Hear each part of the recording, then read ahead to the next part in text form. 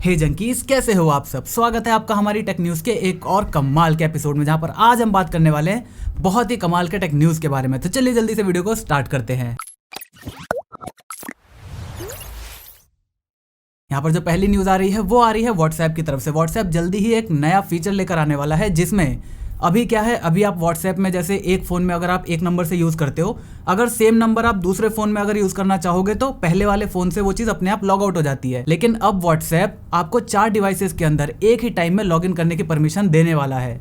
तो ये फीचर मेरे जैसे लोगों के लिए बहुत ही ज़्यादा काम में आने वाला है, क्योंकि अभी क्या है, अभी मैं अपने आईफोन में जो मेरा मेन व्हाट्सएप का नंबर है वो मैं अपने आईफोन में ही चला पाता हूँ। जो मेरे पास एंड्रॉइड वाला फ़ोन है मैं उस पर व्हाट्सएप का उसी नंबर को यूज़ नहीं कर पाता। अगर मुझे किसी को रिप्लाई करना है या कुछ भी करना है, और अगर मेरे पास आईफोन नहीं है तो मैं रिप्लाई नहीं कर पाता। तो ये चीज़ व्हाट्सएप अपने फाइनल टेस्टिंग में लेकर जा चुका है और जल्दी ही सभी लोगों के लिए ये फीचर सामने आने वाला है। तो आप मुझे बताओ, क्या आपके लिए ये फीचर किसी भी तरह से काम का है? मेरे लिए तो बहुत काम का है। अपना जवाब नीचे कमेंट करके जरूर बताना। यहाँ पर अगले अपडेट की बात करें तो वो आ रही है हमारे सबके प्यारे पबजी की तरफ से। तो पबजी का क्या सीन है, अभी हो सकता है कि पबजी वापस आ सकता है रिलायंस जियो की मदद से, क्योंकि फरवरी में एक मीटिंग हुई थी, वहाँ पर अंबानी साहब ने कहा था कि देखो, जो गेमिंग है, ऑनलाइन गेमिंग, ये चीज़ हमारी जो मूवीज़ हैं, जो हमारे टीवी शोज़ है, जो हमारा म्यूज़िक वगैरह में जितनी पॉपुलैरिटी है ना इंडिया में, उससे भी काफ़ी ज़्यादा आगे बढ़ सकता है ऑनलाइन गेमिंग। और ये बात हमें देखने को भी मिली। पबजी देखो कितना तेज़ी से, मतलब कितने ज़्यादा पॉपुलर हो चुका था। तो अब इसी चीज़ को देखते हुए जो साउथ कोरिया वाली कंपनी है उसने रिलायंस जियो से अप्रोच करा है कि भैया देख लो, अगर कुछ हो सके तो। तुमने बातें तो बहुत बड़ी बड़ी करी थी ऑनलाइन गेमिंग के लिए, तो अगर तुम संभाल सकते हो तो भाई प्लीज़ इंडिया का जो हमारा सारा ऑपरेशन है वो आप संभाल लो। तब यहाँ पर देखने वाली बात यह है कि रिलायंस जियो इसमें अपना कितना इंटरेस्ट दिखाता है। और अगर पबजी का पूरा कंट्रोल इंडिया में रिलायंस जियो अगर संभाल लेता है तो फिर तो पबजी को वापस आने से कोई भी नहीं रोक सकता। हालांकि अभी भी पबजी बैन हुआ नहीं है, बहुत सारे लोग आराम से मस्त खेल रहे हैं। जो आईएसपी के तरफ से बोला जा रहा था कि वो चीज़ बैन होगी, लेकिन अभी तक तो उसको बैन नहीं किया गया है। हाँ, बस आप अपडेट नहीं कर सकते, लेकिन वो भी अपडेट करने के बहुत सारे रास्ते आ चुके हैं। तो अब देखना यह है कि पबजी वापस ऐप स्टोर और प्ले स्टोर में जैसे पहले था वैसे कब तक आ पाता है। वैसे आप बताओ, आप कितना मिस कर रहे हो पबजी को? कर रहे हो? क्योंकि मेरे हिसाब से अगर आपने डिलीट कर दिया होगा तो अब तक तो आप भूल जाने चाहिए, मतलब अब तो आपका मन भी नहीं करना चाहिए खेलने का, जैसे मेरे साथ हुआ था। उसके एक हफ्ते बाद तो फिर मेरा मन ही नहीं करता, और आज तो बिल्कुल ही मन नहीं करता मेरा खेलने का। खैर, यहाँ पर अगले न्यूज़ की बात करें तो सितंबर आ चुका है, मतलब सितंबर खत्म होने वाला है, अक्टूबर आने वाला है। और गर्मियों के हाल क्या है आपको पता है? अगर आप दिल्ली या उसके आसपास में रहते हो तो आपको पता होगा कि इस टाइम पे गर्मी का क्या हाल है। मतलब यार, अगर इस टाइम आप टी शर्ट पहन के बाहर निकलो ना तो आपको गर्मी तो बिल्कुल लगनी ही नहीं चाहिए, आपको पसीना तो आना ही नहीं चाहिए था। लेकिन इस बार क्या हो रहा है, हर चीज़ की तरह इस बार हर चीज़ गड़बड़ हुई पड़ी है। तो यहाँ पर दिल्ली के आसपास में बहुत ज़्यादा गर्मी है, हाल ही के 10-15 दिनों में तो बहुत ज़्यादा गर्मी है। तो यहाँ पर अभी एक लेटेस्ट रिपोर्ट निकल कर आई है जिसमें ये बताया जा रहा है कि दुनिया में बहुत सारे लोग इस क्लाइमेट चेंज को लेकर काफ़ी ज़्यादा दिक्कत में है। मतलब यार, ऑस्ट्रेलिया में भी जहाँ पर काफ़ी ज़्यादा ठंड पड़ती थी, वहाँ पर भी अभी काफ़ी गर्मी हमें देखने को मिल रही है। तो ये चीज़ सिर्फ इंडिया में नहीं, पूरे वर्ल्ड वाइड हमें देखने को मिल रहा है। और क्लाइमेट चेंज का जो रियल प्रैक्टिकल एग्जाम्पल है वो हमें देखने को मिल रहा है। तो यहाँ पर एक रिपोर्ट के मुताबिक एक सर्वे हुआ था, उसमें ये रिपोर्ट सामने निकल कर आई है कि 2014 में 60% लोग क्लाइमेट चेंज को लेकर सीरियस थे, तो वहीं पर अभी ये नंबर बढ़कर 83% तक हो चुका है। और वहीं बात करें इंडिया की तो ये नंबर 73% था। अब अगर बात करें 2020 में तो ये नंबर बढ़कर हो चुका है 93%। मतलब इंडिया में हर 10 में से 9 बंदे ये इस चीज़ को लेकर काफ़ी ज़्यादा सीरियस हैं और उन्हें ये चीज़ महसूस हो रही है। क्लाइमेट चेंज का असली जो प्रैक्टिकल वो है उन्हें महसूस हो रहा है। तो अब कोरोना वायरस की तो वैक्सीन आ जाएगी, उससे तो हम लोग बच जाएंगे, लेकिन ये क्लाइमेट चेंज जो है इसका मुकाबला करना हमारे लिए काफ़ी ज़्यादा मुश्किल होने वाला है। तो देखते हैं फ्यूचर में क्या होने वाला है। वैसे आपका क्या ख्याल है?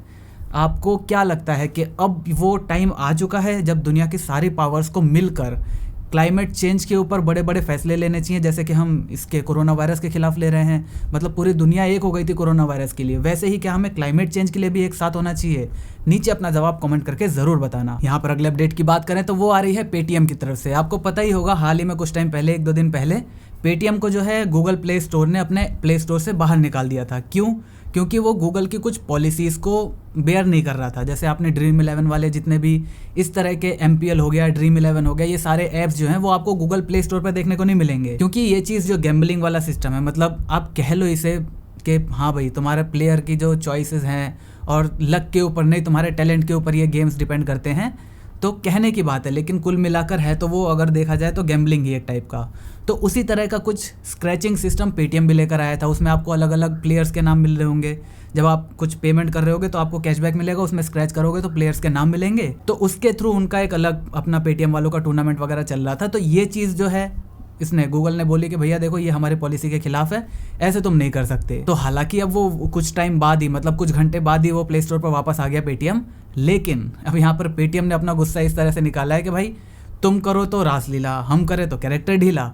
मतलब जो गूगल पे का सिस्टम है वो भी तो वही है, उसमें भी बहुत सारे स्क्रैचेस आपको देखने को मिलते हैं। तो ये स्क्रैच वाला सिस्टम जैसा वहाँ पे था वैसा ही गूगल पे भी है। तो इसी चीज़ को लेकर अभी पेटीएम ने गूगल से जवाब मांगा है कि भैया ये क्या सिस्टम है, तुम मतलब अपनी वो चला रहे हो, ऐसे कैसे।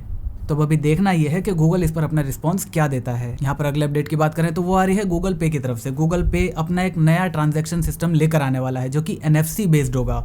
NFC का मतलब होता है नियर फील्ड कम्युनिकेशन। तो यहाँ पर होगा क्या, आप अपने मोबाइल पे, जैसे ये मोबाइल है मेरा, आपको किसी को पेमेंट करनी होती है तो अभी हम जो नंबर्स वगैरह डालते हैं उसकी जगह जहाँ पर भी मेरे मोबाइल में चिप रखी हुई है, जहाँ पे NFC की चिप लगी हुई है, वहाँ पर मैं सीधा टैप करूंगा और पेमेंट हो जाएगी। और इस तरह के ट्रांजैक्शन को इसने नाम दिया है टोकनाइजेशन का। मतलब यहाँ पर क्या होगा, एक टोकन जनरेट हो जाएगा स्पेशल आपके फ़ोन के लिए, यूनिक। मतलब आपको अपना डेबिट कार्ड या क्रेडिट कार्ड की डिटेल्स किसी भी वेंडर के साथ शेयर करने की ज़रूरत नहीं है। वो अपना गूगल अपने आप एक टोकन जनरेट कर देगा, उस टोकन के हिसाब से आपकी पेमेंट हो जाएगी। तो ये NFC बेस्ड पेमेंट आने से बहुत ज़्यादा टाइम लोगों का बचने वाला है, क्योंकि नंबर डालना, स्कैन करना, ये करना, वो करना, उन सबसे बढ़िया है आपने जो कार्ड देखे हैं ना वाईफाई वाले कार्ड, वो क्या होते हैं, टैप करो डायरेक्ट जितनी पेमेंट है वो सारी पेमेंट हो जाती है। ना OTP का झंझट, किसी भी चीज़ का झंझट नहीं, बस सिंपल आपका डायरेक्ट पेमेंट हो जाती है। तो बिल्कुल वैसे ही अब आप अपने फ़ोन के साथ भी कर पाएंगे। अब हालांकि मैं यहाँ पे आपका एक कन्फ्यूजन दूर कर दूँ, वाईफाई कार्ड में बहुत सारे लोग ये सोचते हैं कि ये वाईफाई के ऊपर काम करता है, लेकिन वो वाईफाई के ऊपर काम नहीं करता, वो NFC के ऊपर काम करता है।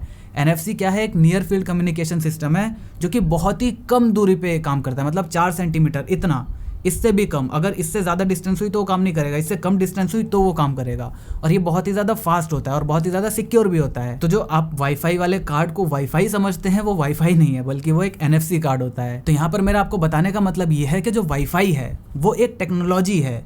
जो आपका इंटरनेट काम करता है वो वाईफाई पे काम करता है, जो आपका NFC काम करता है वो भी वाईफाई पे ही काम करता है।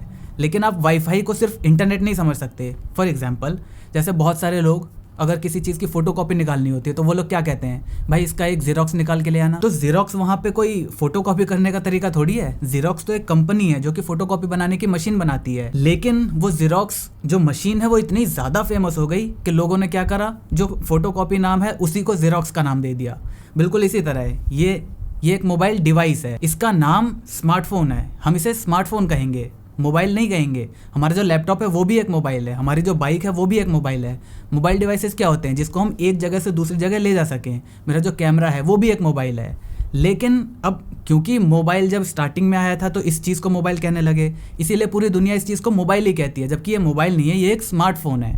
मोबाइल डिवाइसेस बहुत सारे हैं, बिल्कुल उसी तरह NFC, वाईफाई, दोनों काम वाईफाई टेक्नोलॉजी पर ही करते हैं। लेकिन वाईफाई जो आपका इंटरनेट के लिए यूज़ होता है वो चीज़ अलग है और NFC आपकी अलग है। तो इस न्यूज़ में ये चीज़ बताना मेरा मेन मकसद था आपके लिए। आई होप आपको ये चीज़ पहले से पता नहीं होगी, और अगर पता थी तो नीचे कमेंट करके ज़रूर बताना। यहाँ पर अगले अपडेट की बात करें तो कनाडा में एक रोड थी, एक हाईवे था जिसकी स्पीड थी, मतलब मैक्सिमम आप उस पर 110 किलोमीटर पर आवर की स्पीड से जा सकते थे।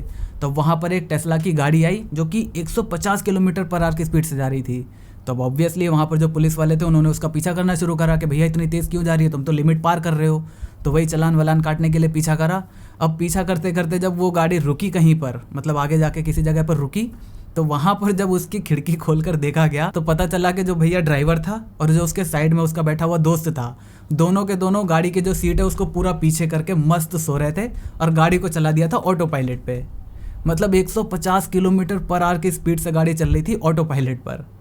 तो यार ये बहुत ही खतरनाक चीज़ थी। अब हाँ, फ्यूचर में ये चीज़ ऑब्वियसली होगी, हमें इतनी ज़्यादा टेंशन लेने की ज़रूरत नहीं होगी, लेकिन अभी ये चीज़ सेफ नहीं है। बहुत सारे लोग क्या कर रहे हैं, बहुत सारे लोग इसको बहुत ही हल्के में ले रहे हैं कि हाँ भाई ऑटो पायलट है तो मतलब ऑटो पायलट पर छोड़ दो। अभी हाल ही में कुछ टाइम पहले एक केस आया था जहाँ पर जो गाड़ी है वो ऑटो पायलट पर चल रही थी, उसने एक पुलिस वाले को उड़ा दिया। और बहुत सारे ऐसे केसेस आ चुके हैं यार जहाँ पर बहुत सारे एक्सीडेंट हो चुके हैं ऑटो पायलट की वजह से। तो फिलहाल जो कंपनीज हैं वो भी ये चीज़ आपको अलाउ नहीं करती कि अगर आपके पास एक ऑटो पायलट कार है तो आपको नंबर 1 उस सीट पर, ड्राइविंग सीट जो है वहाँ पर बैठना आपका ज़रूरी है।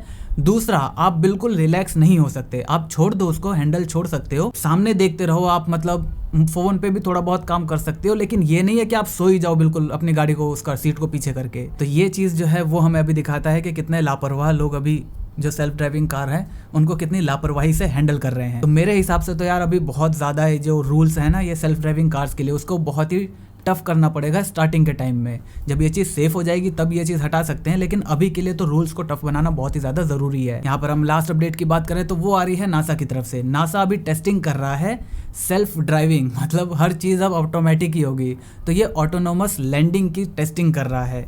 मतलब देखो होता क्या है कि जैसे नासा ने कुछ प्रिडिक्ट करा कि हाँ उन्हें यहाँ पर उतरना है। अब वहाँ पर उतरने के लिए उन्होंने ये अंदाज़ा लगाया कि वहाँ पे जो क्रस्ट होगा या फिर वहाँ पर जो पत्थर वगैरह होंगे उनकी मैक्सिमम डायमीटर जो है वो मान लो 50 सेंटीमीटर होगा या 100 सेंटीमीटर होगा, जितना भी है इस तरह के मैक्सिमम जो बड़े रॉक होंगे वो इतने होंगे। लेकिन जब वो एक्चुअल में वहाँ पर पहुँचते हैं तो पता चलता है कि जो उनका अंदाज़ा था उससे या तो रॉक्स बड़े हैं या तो छोटे हैं। छोटे में तो खैर उतनी दिक्कत नहीं होगी, लेकिन अगर रॉक्स बड़े होते हैं तो लैंडिंग में बहुत ज़्यादा प्रॉब्लम हो सकती है। और उस टाइम पर जो नासा है वो रियल टाइम में, अब जैसे हमने मार्स पर कुछ भेज दिया तो अब रियल टाइम में जब हमें पता चला वो चीज़, तो नंबर 1 जो कम्युनिकेशन होती है वो रियल टाइम नहीं हो पाती, क्योंकि बहुत ज़्यादा दूरी है हमारे बीच और जो मार्स है उसके बीच। तो इसी वजह से जो इन्फॉर्मेशन आई तब तक तो बहुत ज़्यादा लेट हो जाता है, मतलब 5-7 मिनट तो बीत ही जाते हैं, और जब हम कुछ रिस्पांस देंगे तो 5-7 मिनट बाद वहाँ पर रिस्पांस जाएगा। तो इसी वजह से जो लैंडिंग है वो बहुत ही ज़्यादा क्रूशियल हो जाती है जब भी हम कहीं दूर जाने की बात करते हैं। तो इसी चीज़ को सॉल्व करने के लिए नासा एक ऑटोनोमस लैंडिंग सिस्टम बनाने जा रहा है, जिससे जो रॉकेट है वो अपनी इंटेलिजेंस से जो वहाँ का एटमॉस्फेयर है, जो कैलकुलेशन करी गई है उसमें जो थोड़े बहुत चेंजेस आ रहे हैं उसको अपने आप वो एडजस्ट कर लेगा, अपने हिसाब से थोड़ी बहुत कैलकुलेशन चेंज करेगा और लैंडिंग जो है वो अपने आप कर पाएगा। तो अब यहाँ पर देखना ये है कि ये चीज़ कब तक पॉसिबल हो जाती है और कितनी सक्सेस नासा को यहाँ पर देखने को मिल पाती है। तो बस आज की वीडियो में इतने ही अपडेट्स हैं। मुझे उम्मीद है आपको आज के सारे अपडेट्स पसंद आए होंगे। अगर वीडियो पसंद आई तो वीडियो को लाइक करना मत भूलना, चैनल पर नए हो तो चैनल को सब्सक्राइब करके इस घंटे वाले बटन को दबाना बिल्कुल भी मत भूलना, वरना आपको पता ही नहीं चलेगा कि मैंने वीडियो कब डाल दी है। और आपको तो पता ही है कि हम ऐसे ही ज्ञान बांटते रहते हैं। जय हिंद, वंदे मातरम।